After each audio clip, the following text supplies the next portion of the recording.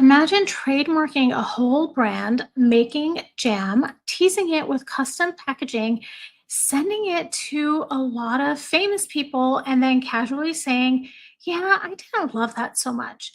Megan says just this in the newest episode of her podcast, and I want to talk about it. We are going to share some laughs. But before we begin, here's the intro. Welcome to Revealing the Narc. Join me as I highlight narcissistic traits in celebrities and public figures. Everything here is in my opinion and not professional advice. If you enjoy the analysis, please like and subscribe. Okay, let's get right into it. This is an article in The Telegraph, and it's titled "Meghan Claims She Didn't Like Original Brand Name. Duchess of Sussex Says American Riviera Orchard Became This Word Salad." Hilarious that Meghan recognizes what a word salad is because she speaks all the time in word salad. Before we begin, I want to let you all know I haven't listened to the podcast. I won't be listening to the podcast. I don't think it's necessary for me to listen to it. There's so many wonderful YouTubers that are sharing their thoughts on it, and between that and reading articles, I think it's enough. The article begins: The Duchess of Sussex has claimed she didn't like her old brand name, American Riviera Orchard. Meghan encountered trademark issues when the U.S. Patent and Trademark Office said geographical locations could not be patented, and she eventually renamed her venture as Ever. Okay, so there's so much to talk about here. Meghan is almost saying, so this is the first twist. After months, almost a year of teasing and trademarking, well, trying to trademark American Riviera Orchard, she's now disowning it like it was someone else's idea. It's a classic, "Oh, I never liked him anyway," post breakup move, but it's applied to branding. The issue she's seeing here, I believe she had the same issue with Archwell, where the trademarking was problematic. And I think there's two things here that could have happened. Either she hired people for help or she didn't hire people for help. If she hired people that knew what they were doing, she didn't follow their advice. And if she didn't hire people, then she thinks she can do it all by herself. And clearly she can't. So the logical factual reason she did not follow through with ARO is because she couldn't, is because she had trademark issues. But she's trying to reframe it as she never liked it anyways. It completely takes accountability away from her. Meghan here is experiencing cognitive dissonance. Let's talk about what that is. This is the mental discomfort that happens when a person holds two conflicting beliefs, values, or behaviors. Most people would resolve this by either changing their behavior, changing the belief, or rationalizing it somehow. But with narcissists, the rules change. They simply can't accept being wrong or less than perfect. So when dissonance hits, they rewrite history, they project blame, they invent justifications, or they deny. The dissonance here for Meghan is that she sees herself as perfect, yet a huge mistake was made naming it American Riviera Orchard. And I think as we go through this article, you'll see that she's going to be using a couple of these methods to avoid accountability. I wanted to give a couple of quick examples of cognitive dissonance. So a narcissist feels at something, they say, "I never wanted it anyway." They hurt someone, then that other person is too sensitive. They get exposed, they say it's a smear campaign. There's a contradiction to their story. They say, "You're remembering it wrong." They lie repeatedly and they turn back and say, "That's not what I meant." I also want to give a couple of fictional examples of this. This is the story of Clara. She's a narcissist. She spends weeks preparing for a high-level job interview. She's convinced that the company is going to be lucky to have her, but then she doesn't interview well. Later, what she'll tell people is, "Honestly, that company was a mess. I didn't like their vibe, and I wasn't sure I even wanted the job." She had wanted it just based on how she was preparing and how excited she was about it. But admitting that would mean admitting failure. So the brain flips in order to protect her ego. A second example: Alex proposes to his girlfriend, Sophie. Sophie declines the engagement and then breaks up with him a week later. So, how does Alex justify what happened? How does he protect his ego from what happened? He would say something along the lines of, I only proposed because she pressured me. I never even loved her that much. I only proposed so she would stop nagging. But the dissonance here is that before proposing, he was very excited and bragging about the ring he had purchased.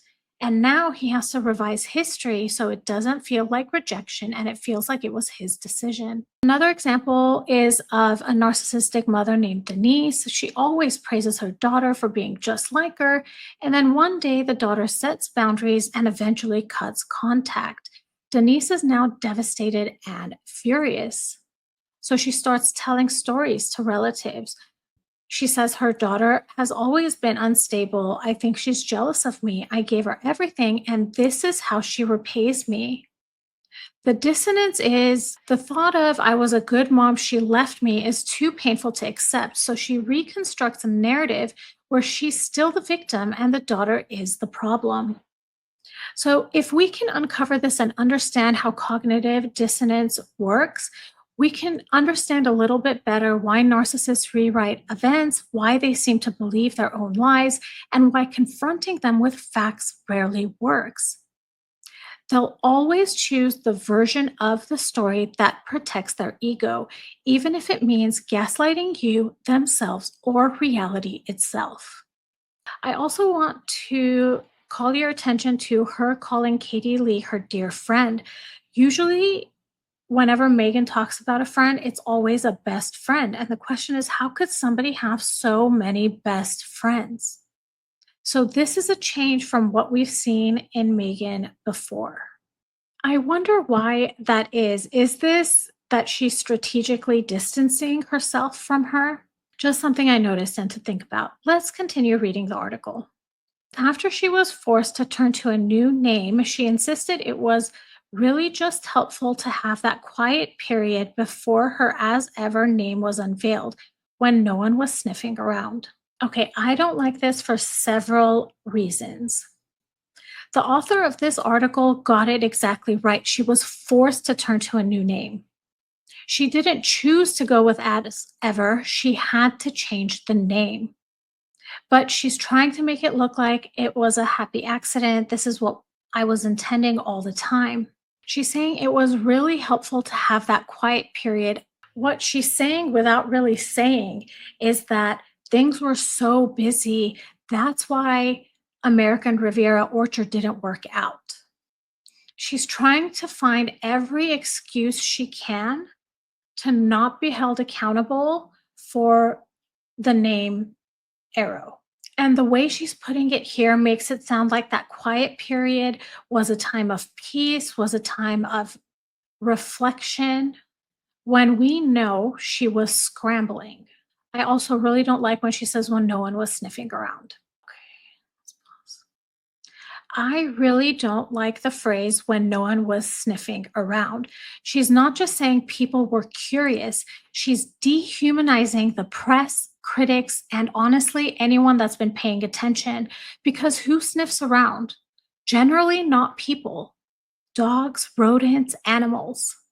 She's not just annoyed by scrutiny, she's offended that we dare to notice. So instead of acknowledging public interest, she's trying to reframe it as something that seems uncivilized.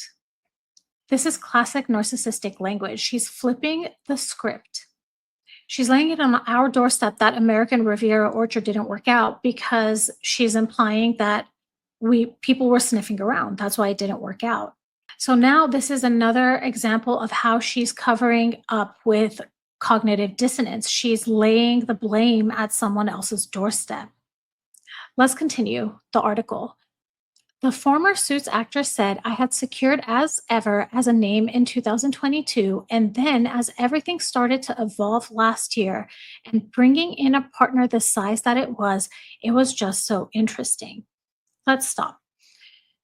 I'm assuming the partner she's naming is Netflix, and I'm very surprised that she doesn't actually use the Netflix name.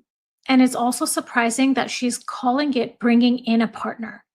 They had already signed the contract in what, 2021? Let's continue the article. You remember I said I like American Riviera as an umbrella and then be able to have verticals beneath it and maybe have the orchard really small, but when that's not feasible, suddenly it becomes this word salad. I didn't love that so much. She's saying here, I liked this idea until it wasn't feasible and now it's word salad. Now I don't love it so much. She's subtly saying that the branding concept all of a sudden became messy, but she created it. If it had worked, it would have been poetic. But because it flops, it's suddenly not because of her. She is externalizing the failure. Rather than saying, I made a bad call, she's treating the confusion like it emerged all of a sudden on its own. This is again detaching herself from the responsibility. The article then continues, and Meghan says, I was like, okay, let's go back to the thing that I always loved. Let's use the name that I protected for a reason that had sort of been under wraps. Reading this reminds me of a couple of things that Meghan has tried to keep secret or protective. Immediately, I think of the alleged secret wedding 3 days before her actual wedding. And then after that, when people would ask her where her honeymoon, and then after that, when people would ask her where her honeymoon was, allegedly, she would respond and say, that's secret, that's between me and my husband. And then all of the privacy around there, why does it not sound good? There's this pattern of behavior with Meghan where she tries to keep something secret in the name of protecting it. And in malignant narcissism, the paranoia isn't just fear, it's control disguised as self protection. Ultimately, this secrecy isn't about maintaining boundaries, it's about staying above accountability. That's what paranoia looks like in the world of malignant narcissism. A malignant narcissist doesn't just crave privacy, they hoard information like power. Everything's a secret, everything's a trap, and if you ask questions, suddenly you're the problem. It's not about protecting peace, it's about staying one step ahead of exposure. From the secret wedding 3 days before the televised wedding to the location of her honeymoon to here's an example straight from her mouth, this name as ever. These were all carefully withheld, and it's not for peace, in my opinion. She's also saying, let's go back to the thing I've always loved. Well, why didn't she start with that? It's because this is a lie. It's not something she always loved because she would have used that first.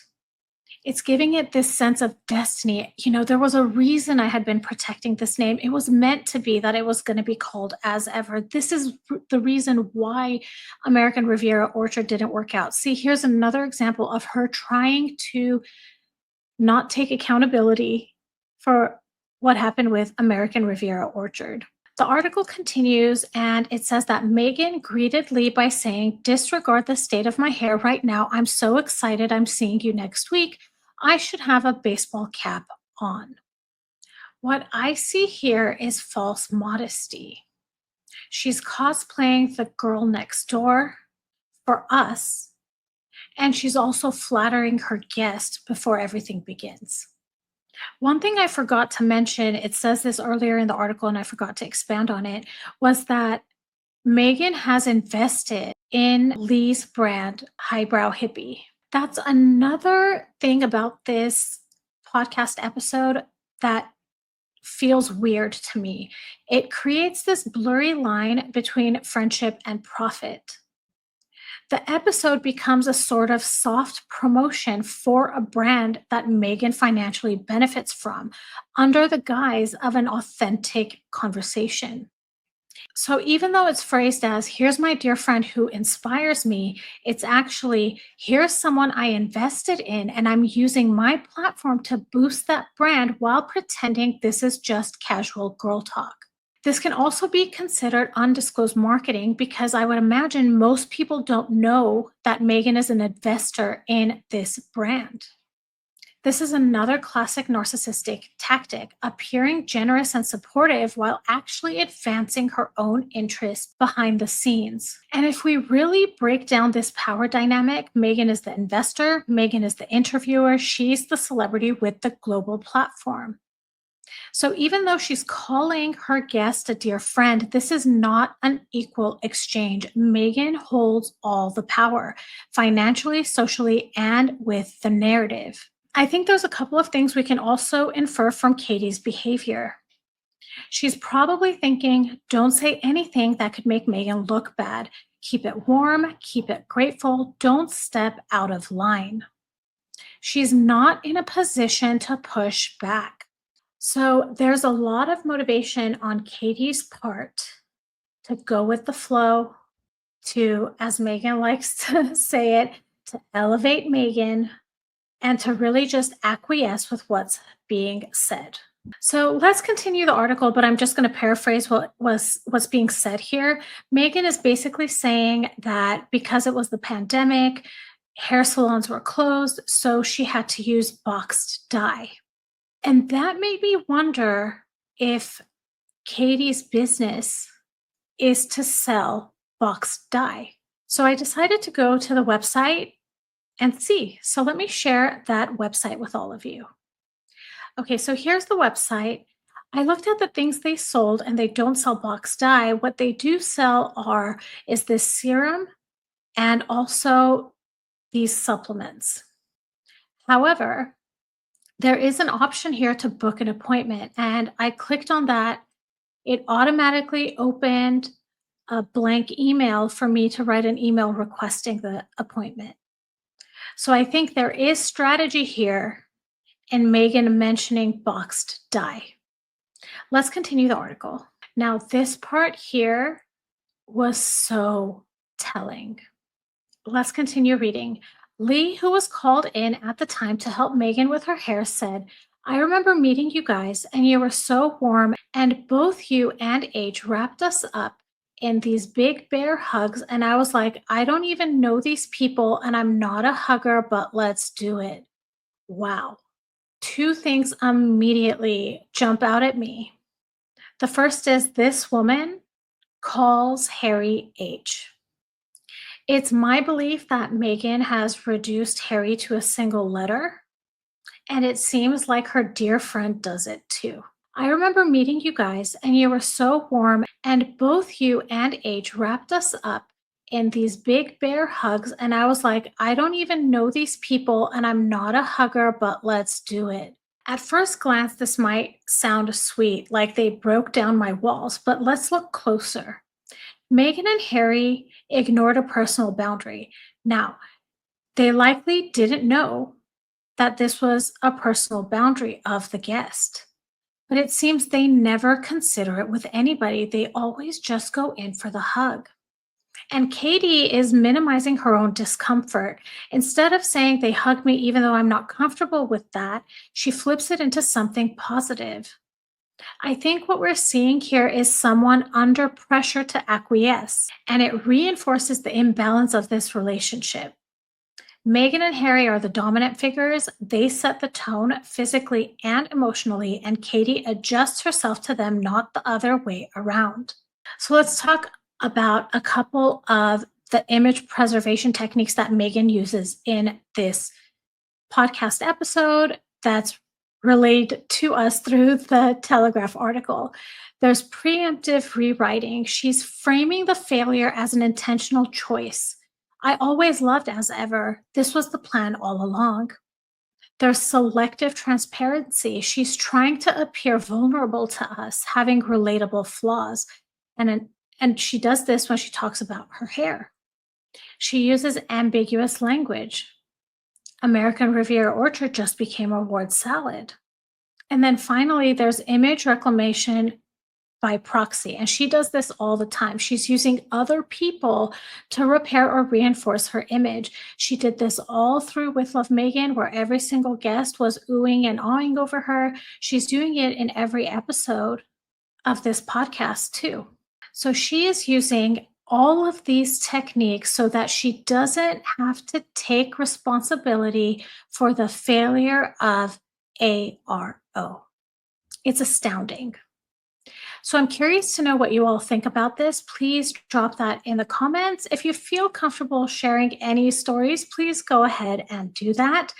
If you like this video, please like and subscribe. Hit that notification bell so you'll know every time I drop a new video. I want to thank you all so much for listening, and I'll talk to you all soon. Bye, everybody.